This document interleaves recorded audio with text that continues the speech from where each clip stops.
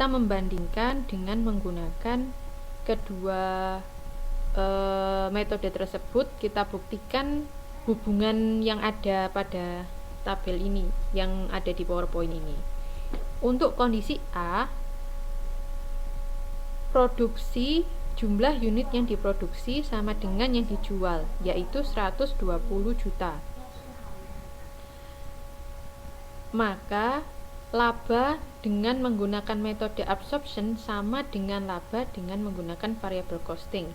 Apakah benar? Iya, karena kalau menggunakan absorption labanya 434, kalau menggunakan variabel labanya juga 434. Maka di sini kalau tabel 218 selisihnya adalah 0 karena keduanya mempunyai nilai laba yang sama. Sekarang kalau kondisi B. B itu unit yang diproduksi 120, unit yang dijual 100. Berarti produksi lebih besar daripada penjualan. Ini merupakan kondisi 1. Harusnya laba dari absorption lebih besar daripada laba dari variabel. Apakah itu benar? Kita buktikan di tabel 216, laba dengan absorption 361. Sedangkan laba dengan variabel costing 359. Berarti absorption lebih besar daripada variabel costing. Bedanya berapa? Di sini perbedaan laba sebesar 2 juta. Lebih besar menggunakan absorption costing. Berarti terbukti bahwa kalau produksinya itu lebih besar daripada penjualan, absorption costing labanya lebih besar daripada menggunakan variable costing. Yang terakhir,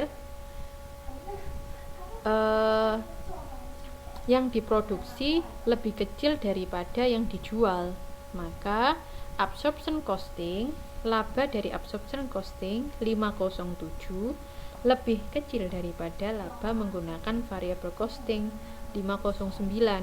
Nah, berarti terbukti bahwa kondisi 3 itu benar. Seperti itu. Oke.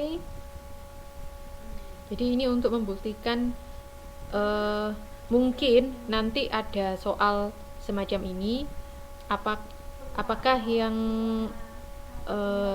manakah yang lebih besar jika produksi lebih besar daripada penjualan, menggunakan absorption costing atau menggunakan variable costing, apa keduanya sama atau apa. Nah, ini semacam ringkasannya kalau yang ada di tabel 213 ini. Kalau tabel selanjutnya adalah pembuktiannya, semacam itu. Oke, ada yang ditanyakan teman-teman? Jadi untuk mencari laba menggunakan absorption dan variabel, pertama kita cari biaya produksi per unitnya dulu. Kalau sudah ketemu, baru dimasukkan ke laporan laba ruginya. Oke. Mbak Fevi?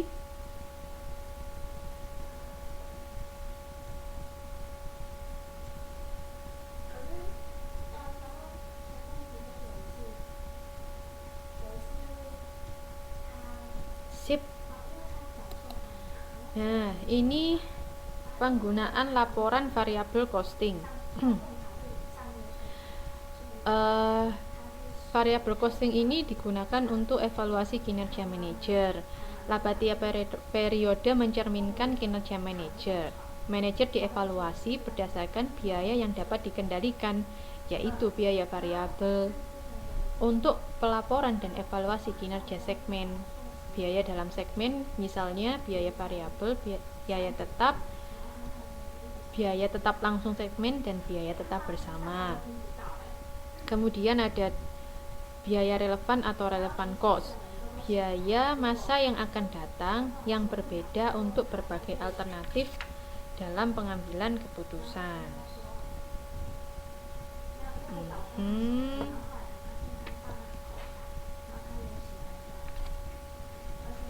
Oke.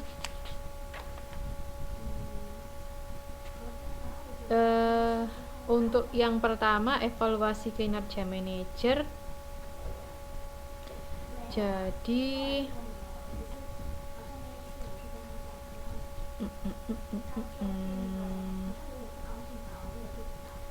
karena misalnya seperti teman-teman bisa dibuka halaman 2.36, di situ jika laba diharapkan merefleksikan kinerja manajer, maka manajer perlu memperhatikan asosiasi antara penjualan, biaya, dan laba sebagai berikut.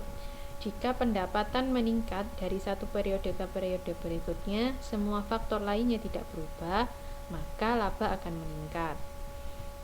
Jika pendapatan menurun, maka laba akan menurun. Jika pendapatan tidak berubah, maka laba tidak berubah. Jadi ini fungsinya variable costing, kita bisa memperhitungkan atau mengetahui kinerja manajer. Kalau labanya sekiranya bertambah, pendapatannya bertambah, maka labanya bertambah, semacam itu. Nanti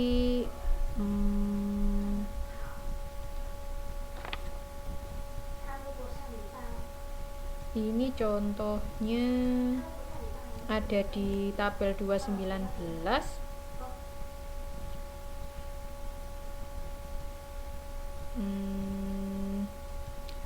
Biaya per unitnya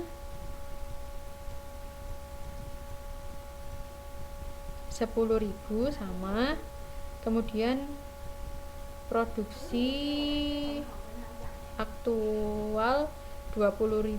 Kalau yang kondisi B adalah 10.000. Barang yang terjual 10.000 unit dan 20.000 unit dengan harga per unitnya 25.000. Overhead tetapnya sama, yaitu 100 juta. Jika menggunakan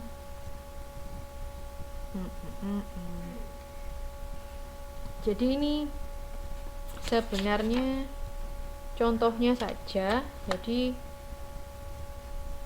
nanti bisa teman-teman baca-baca lagi. Ini adalah contoh kinerja manajer itu seperti apa. Jadi manajer seharusnya dievaluasi berdasarkan apa yang dikendalikan, yaitu biaya variabel. Karena itu biasanya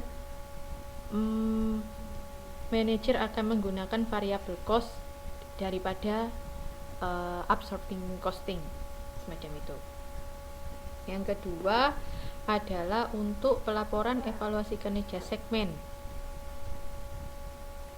Di situ biaya tetap segmen adalah biaya yang terkait dengan keberadaan segmen yang bersangkutan.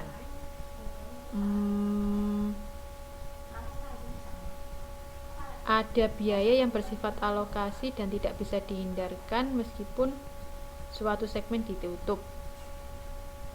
Jadi ini adalah, langsung aja dibuka tabel 2.21.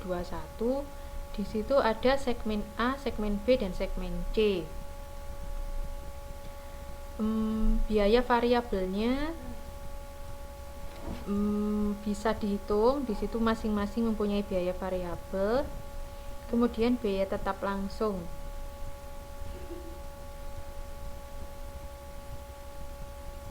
Biaya tetap bersama dialokasikan ke masing-masing segmen atas dasar tertentu, akan dibahas selanjutnya. Jadi tiap segmen mempunyai biaya variabel masing-masing. Di situ kan ada A besar, itu A, B, B, C, C besar. Itu artinya setiap segmen mempunyai biaya variabel masing-masing.